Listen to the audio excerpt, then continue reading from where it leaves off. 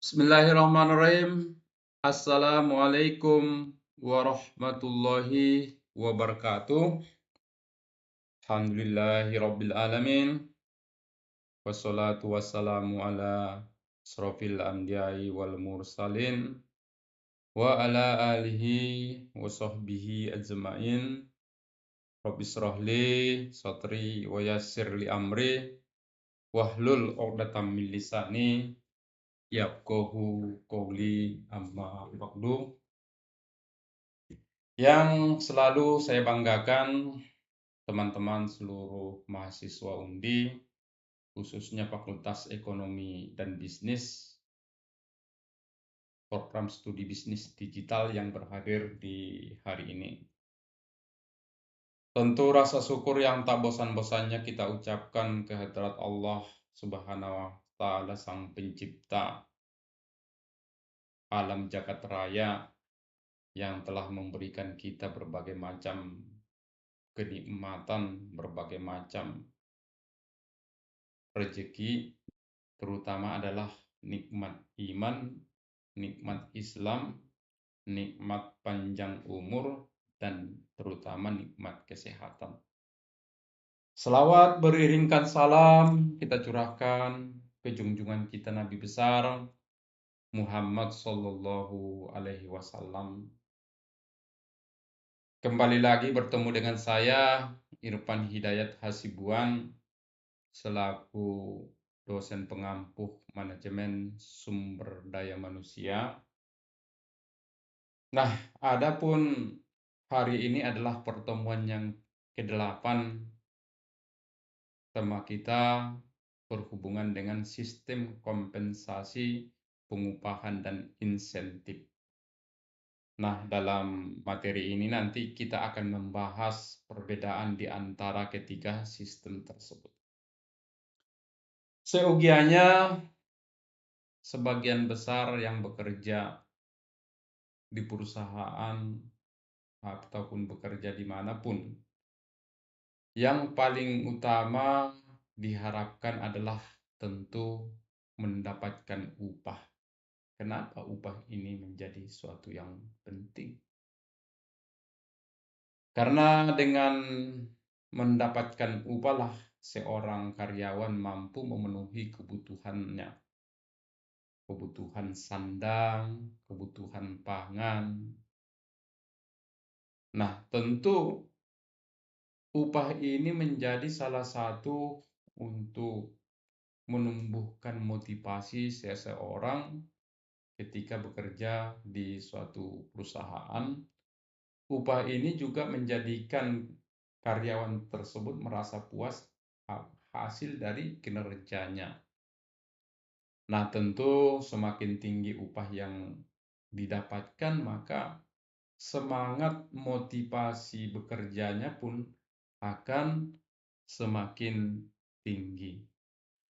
Teman-teman peserta kuliah yang berhadir di siang hari ini, sebelum kita membahas lebih lanjut berhubungan dengan kompensasi pengupahan dan insentif tersebut, kita terlebih dahulu membahas tentang kompensasi. Apa sih yang disebut dengan kompensasi?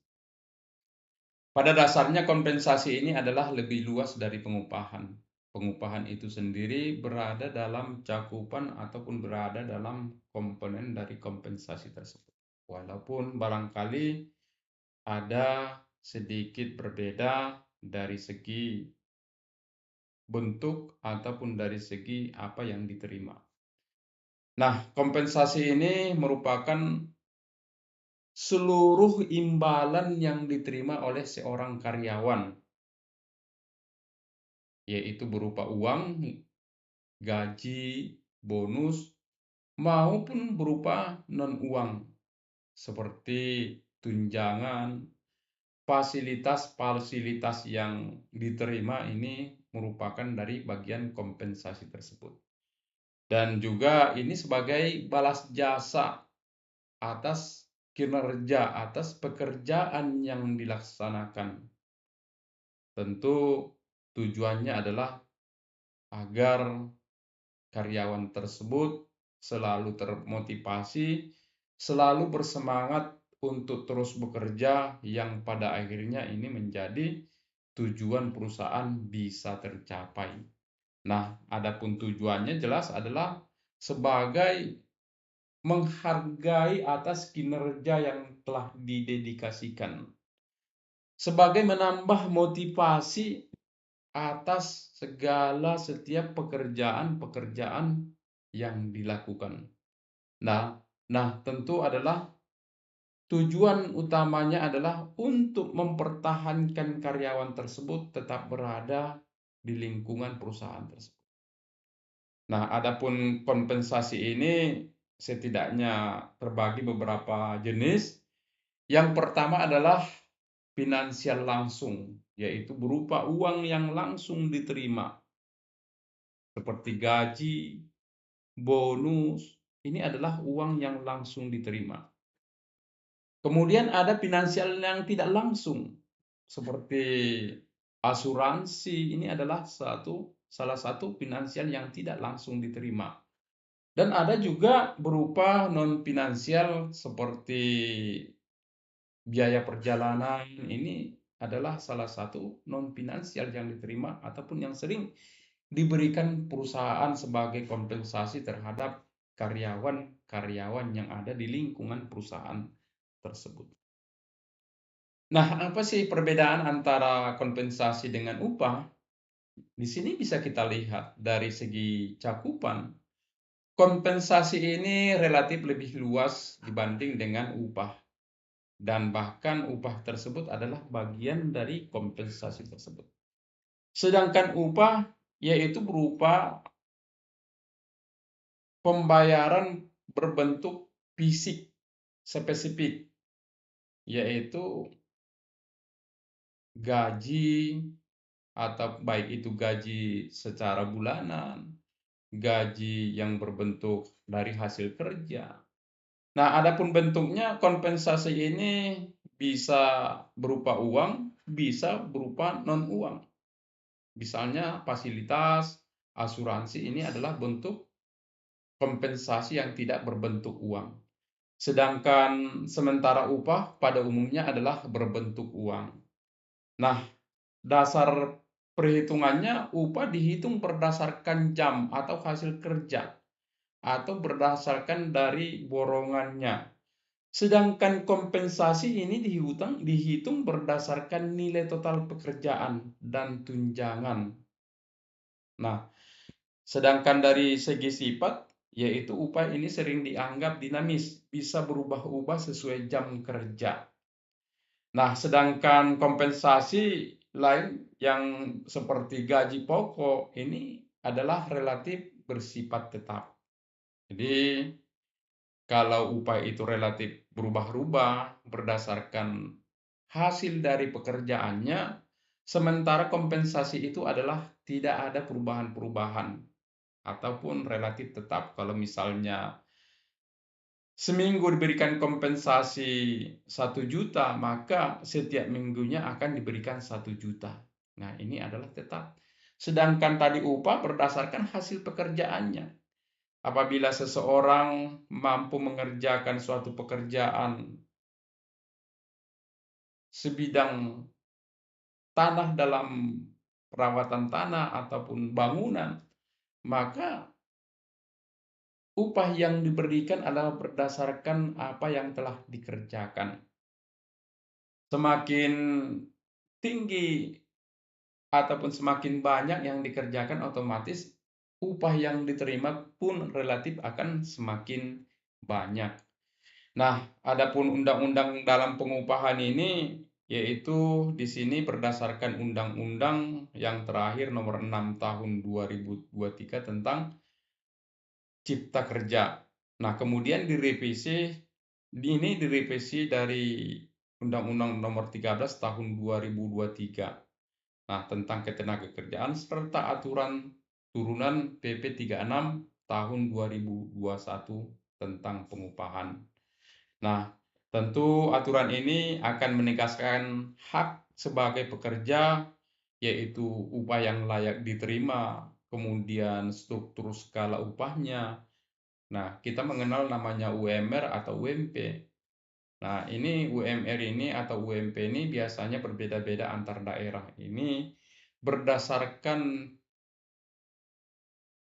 kebutuhan ataupun berdasarkan dari harga-harga bahan pokok di daerah-daerah tersebut. Ada beberapa daerah memang harga-harga itu relatif tinggi dibanding dengan daerah-daerah yang barangkali yang tertinggal. Nah, kemudian serta di sini sebenarnya ada larangan-larangan membayar upah itu di bawah minimum. Jadi upah itu harus berdasarkan UMR ataupun UMP tadi. Nah, poin-poin penting dari aturan pembelian upah ini, di sini setidaknya ada dasar pengupahan, yaitu upah ini ditetapkan berdasarkan perjanjian kerja ataupun peraturan perusahaan ataupun perjanjian kerja SIP atau law firm ya. Nah, kemudian upah minimum di sini ada UMR, ada UMP, ada UMK. Nah, pengusaha dilarang membayar upah lebih rendah dari apa yang telah ditetapkan oleh pemerintah setempat. Nah, apabila memberikan upah di bawah dari yang ditetapkan pemerintah setempat, ini adalah bagian dari pelanggaran hukum, maka ini bisa ditindak secara hukum. Nah, adapun komponen dari upah ini yaitu berupa kebijakan pengupahan, yaitu mencakup upah minimum tadi, kemudian ada struktur skala upah, serta upah ada namanya upah kerja lembur, serta upah tidak masuk kerja.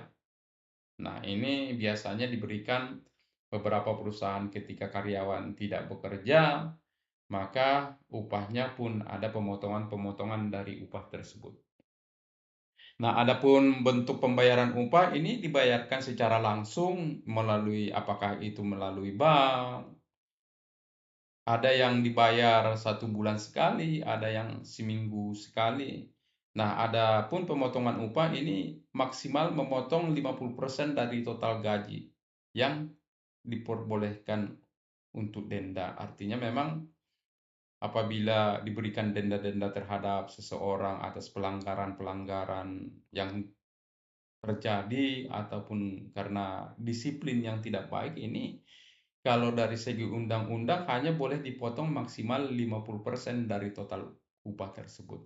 Apabila upah yang diberikan 1 juta dalam 1 bulan, maka yang boleh dipotong maksimal adalah 500.000.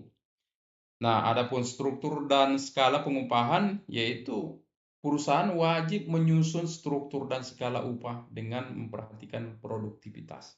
Jadi memang upah tersebut sudah diatur perusahaan berdasarkan aktivitas-aktivitas, barangkali ini berdasarkan dari level jabatan pun ini menjadi suatu pembeda. Nah, teman-teman peserta perkuliahan yang berhadir di siang hari ini, nah, setidaknya di sini ada beberapa sistem pengupahan yang umumnya kita temukan di Indonesia ini ataupun yang kita temukan di lingkungan kita. Di sini ada sistem upah waktu, ada sistem upah satuan hasil, ada upah borongan, upah bonus, kemudian upah mitra usaha, upah berkala, dan yang terakhir adalah berupa premi. Nah, teman-teman, kita masuk pada sistem pengupahan pertama yaitu upah waktu, yang mana metode kompensasi di mana gaji dihitung berdasarkan durasi lamanya karyawan bekerja. Misalnya dihitung 1 jam, dihitung 1 hari, mingguan ataupun bulanan. Nah, sistem upah di Indonesia ini umumnya adalah untuk karyawan tetap maupun kontrak. Itu umumnya diberikan adalah berupa gaji sistem bulanan. Nah, adapun pekerja lepas ini biasanya dihitung per hari maupun per jam. Nah, ini bisa kita lihat sistem-sistem ataupun jenis-jenis pengupahan. Ada upah per jam, upah harian, upah mingguan ataupun bulanan. Nah, adapun penghitungan upah harian ini berdasarkan undang-undang ataupun PP nomor 36 2021. Nah, kelebihannya tentang upah waktu ini adalah di mana pekerja mendapatkan kepastian nominal gaji dan tidak perlu terburu-buru sehingga hasil pekerjaannya cenderung lebih stabil dan lebih teliti. Namun tetap ada kekurangannya. Kalau sistem upah ini biasanya motivasi kerja cenderung rendah karena pekerjaan rajin dan malas mendapatkan bayaran yang sama sehingga sering perlu ditambah sistem premi dan bonus. Nah, ini sering kita lihat dalam suatu tim bahwa ada karyawan bekerjanya sangat tekun, sangat semangat, dan juga justru ada karyawan lain justru bekerjanya adalah biasa-biasa saja. Karena barangkali di sini gaji yang diterima itu relatif sama. Walaupun kita rajin, walaupun karyawan tersebut rajin, memiliki semangat, dan tidak rajin, justru yang diterima adalah gajinya sama. Ini kelemahannya. Dan kecuali ada bonus-bonus tambahan ataupun premi yang diberikan atas kinerja tersebut. Nah, kemudian sistem berikutnya adalah sistem pengupahan satuan hasil. Ini sistem pengupahan satuan hasil ini adalah metode pembayaran upah berdasarkan jumlah unit ataupun jumlah barang jasa yang diselesaikan atau yang dikerjakan. Bukan berdasarkan waktu kerja tadi, seperti 1 hari, 1 minggu, 1 bulan. Nah, sistem ini umumnya adalah perusahaan manufaktur ataupun UMKM ini menetapkan upah per unit. Misalnya ketika seseorang mampu menjahit pakaian celana, 1 biji celana ini bisa dihargai berapa? Dihargai 50.000. Kalau misalnya 1 lusin dihargai 500.000 dan seterusnya. Nah, tentu berdasarkan ini upah ini diberikan berdasarkan kesepakatan antara kedua belah pihak, penerima pekerja dan pemberi pekerja. Nah, tentu tujuannya adalah untuk mendorong produktivitas lebih tinggi. Karena upah ini berbanding lurus dengan hasil kinerja. Semakin tinggi ataupun semakin banyak yang unit yang dikerjakan, otomatis upah yang diterima pun akan semakin banyak. Nah, ini berbasis output di mana pekerja yang lebih produktif menerima upah lebih besar. Dan sedangkan karyawan yang tidak produktif, otomatis upah yang diterima pun relatif lebih kecil. Nah, tentu di sini harus ada kesepakatan kedua belah pihak atas perhitungan dari upah tersebut. Nah, penetapan upah ini sesuai dengan PP 36 2021, di mana upah per bulan didasarkan rata-rata hasil kerja 12 bulan terakhir. Nah, fleksibilitasnya di mana upah dapat memuat mingguan ataupun bulanan. Nah, sistem pengupahan borongan. Nah, sistem ini adalah bentuk suatu pengupahan di mana pembayaran ini berdasarkan volume ataupun target dari hasil pekerjaan yang diselesaikan, bukan berdasarkan lamanya waktu kerja. Nah, upah ini biasanya disepakati di awal pekerjaan ataupun di awal pekerjaan proyek tersebut. Nah, tentu sistem ini mendorong efisiensi tinggi, di mana berisiko mengabaikan kualitas jika pekerja hanya fokus pada kuantitasnya. Karena dalam hal ini semakin tinggi kuantitas ataupun semakin banyak kuantitas yang dikerjakan, maka upah yang diterima pun relatif akan semakin banyak. Karena misalnya ketika mengerjakan satu bangunan rumah adalah dihargai satu rumah 10 juta, 20 juta. Nah, ini tidak dihitung dengan waktu. Kalau misalnya mampu mengerjakan satu rumah dalam 1 minggu, maka beliau akan mendapatkan upah sebesar 10 juta. Nah, sama ketika beliau hanya mampu mengerjakan rumah tersebut dalam 1 bulan, maka yang diterima dalam 1 bulan pun tentu dengan jumlah yang sama, yaitu 10 juta tersebut. Nah, ini bisa kita lihat ciri-cirinya adalah berbasiskan hasil, di mana upah dibayar berdasarkan total volume ataupun per unit maupun per kilogram. Nah, tentu adalah upah ini harus disepakati di awal pekerjaan. Nah, kemudian tenggat waktu, pekerjaan berusaha menyelesaikan pekerjaan lebih cepat dan lebih efisien. Artinya di sini semakin cepat pekerjaan itu selesai, kalau dari hitung-hitungan upah maka nilainya pun akan semakin tinggi. Nah, jika semakin lama otomatis dari segi nilai pun ini akan semakin rendah. Nah, kemudian dalam hal ini tentu ada fleksibilitas pengawasan karena sistemnya adalah total volume, otomatis di sini tidak perlu dilakukan pengawasan-pengawasan. Pengawasan yang diberikan hanya sebatas memastikan hasil pekerjaan tersebut sesuai dengan standar yang telah ditetapkan. Nah, teman-teman, kemudian dari sistem pengupahan bonus, nah di sini adalah bonus itu pada umumnya diberikan tambahan dari gaji yang telah diterima ataupun tambahan dari gaji pokok. Ini merupakan sebagai bentuk penghargaan atas pencapaian kinerjanya, atas produktivitas maupun kontribusi karyawan tersebut di perusahaan. Nah, bonus ini berbagai macam bentuk, bisa berupa uang, insentif, ataupun hadiah. Nah, seringkali berdasarkan target individu. Nah, tentu ini keuntungannya adalah bagi perusahaan untuk meningkatkan motivasi dan efisiensi karyawan tersebut. Ketika seorang sales ditargetkan menjual 1 bulan 1 M, 1 miliar. Ketika si sales tersebut mampu menjual lebih dari 1 miliar, maka bonus pun bisa diberikan bonus tambahan. Tujuannya adalah agar si sales tersebut tetap konsisten mengejar target-target ataupun mengejar pencapaian-pencapaian dari periode-periode sebelumnya.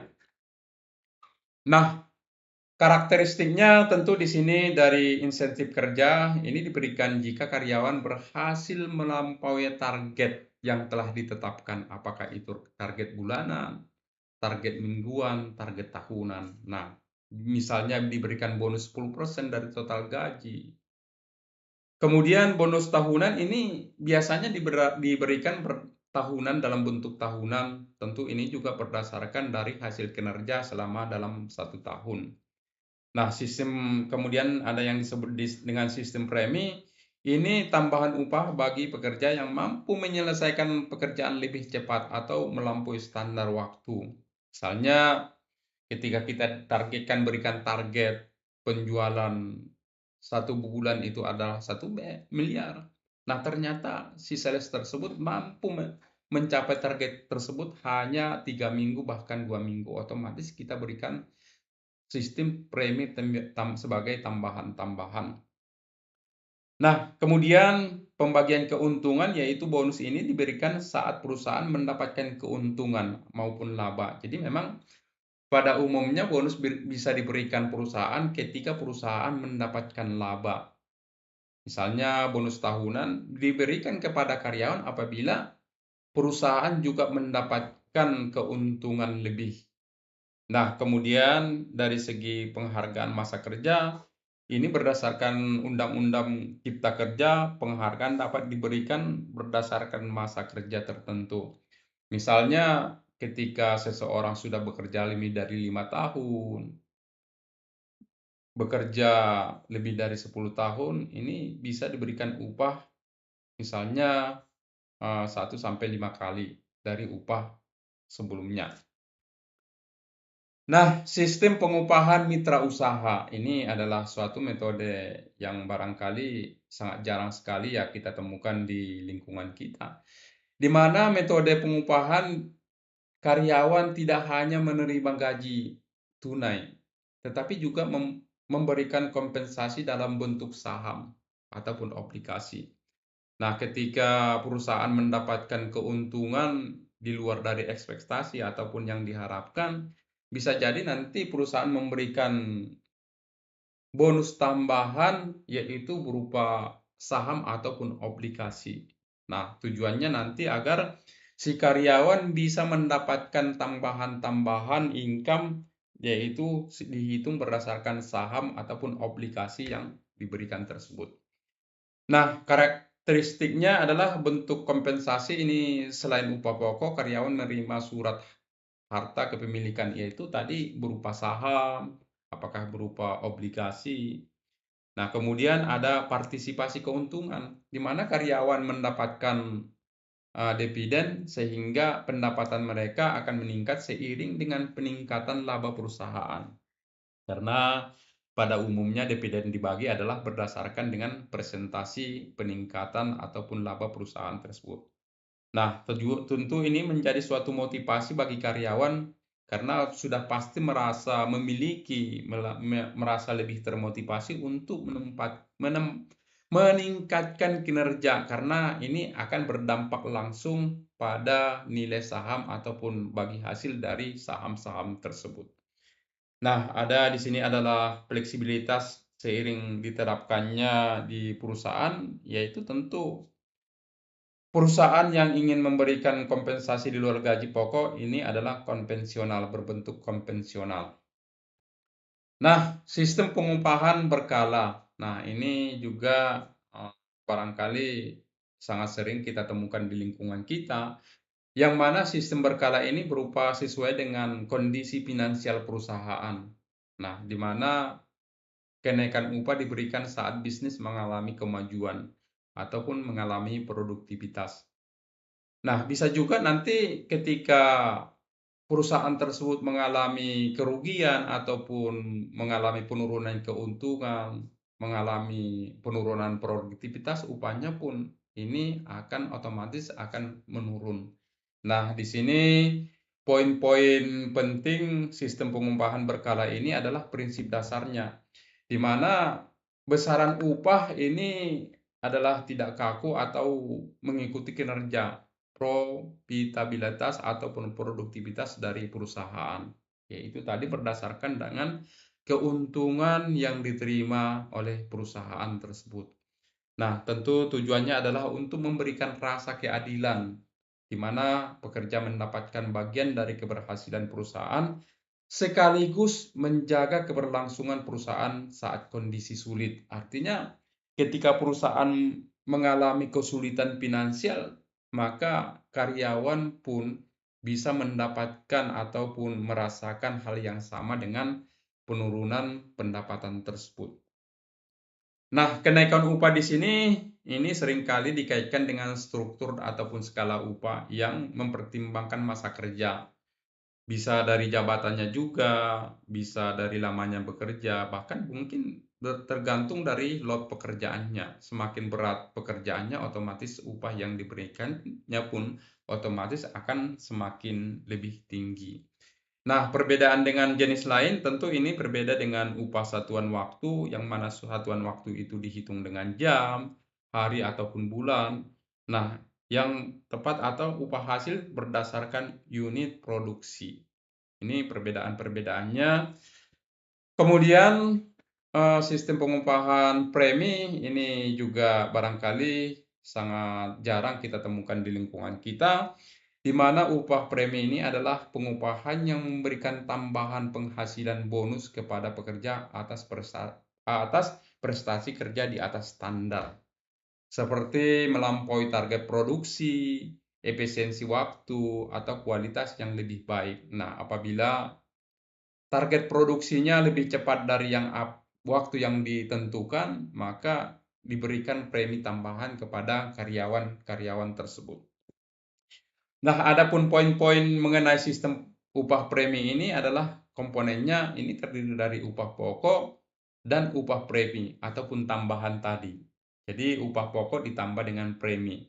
Kemudian tujuannya tentu adalah untuk memberikan motivasi tambahan terhadap karyawan, yaitu agar lebih bekerja lebih giat, lebih efisien, dan juga pekerjaan lebih berkualitas. Contohnya, seorang tenaga penjual menerima gaji pokok ditambah komisi 5% ataupun premi 5% tersebut setiap penjual tersebut melebihi target dari 50 juta.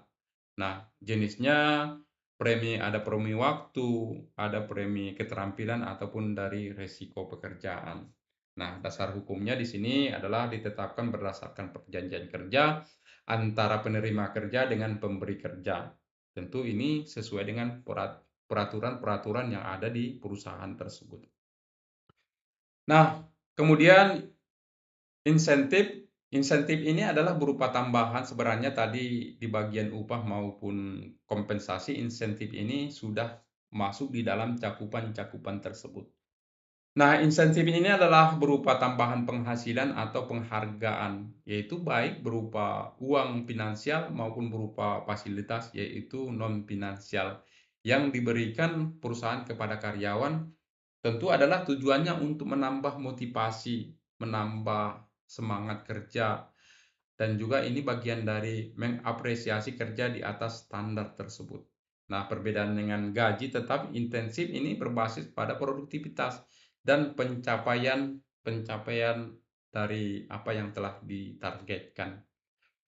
Nah, jenis-jenis insentif di sini ada berupa finansial, yaitu berupa bonus, komisi penjualan, kemudian berupa bagi hasil, kemudian tadi ada berbentuk saham, obligasi, dan tunjangan-tunjangan tambahan lainnya. Non-finansial itu berupa promosi jabatan, kemudian diberikan penghargaan atas keberhasilannya. Juga sering kita temukan adalah kesempatan pelatihan, pengakuan pujian, fasilitas kerja yang lebih baik. Nah, adapun tujuan-tujuannya adalah bagi karyawan ini tujuannya untuk meningkatkan motivasi ataupun gairah bekerja si karyawan tersebut. Karena semakin termotivasi, otomatis loyalitasnya pun akan semakin tinggi. Nah, tentu ini akan memberikan pendapatan tambahan untuk karyawan tersebut. Nah, sedangkan bagi perusahaan tentu adalah untuk mendorong pencapaian target perusahaan. Tentu adalah melalui peningkatan produktivitas serta mempertahankan karyawan bekerja dengan standar tinggi. Nah, teman-teman, di sini setidaknya kita melihat beberapa perbedaan-perbedaan antara upah, kompensasi, dan insentif tersebut. Nah, dari segi cakupan, upah itu lebih spesifik, ada imbalan dasarnya, dan kompensasi tadi adalah lebih luas, ada finansial, ada non-finansial. Sedangkan insentif itu adalah berupa tambahan dari gaji pokok yang diterima.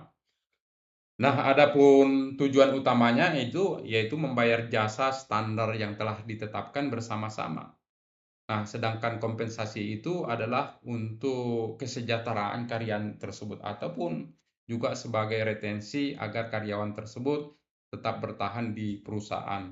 Nah, sedangkan insentif itu adalah untuk meningkatkan produktivitas baik itu karyawan itu sendiri maupun produktivitas menyeluruh di perusahaan. Nah, dari segi waktu tentu upah itu adalah sangat teratur ya. Ada yang harian, ada yang mingguan, ada yang bulanan.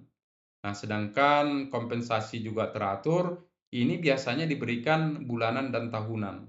Jarang yang diberikan harian ataupun mingguan.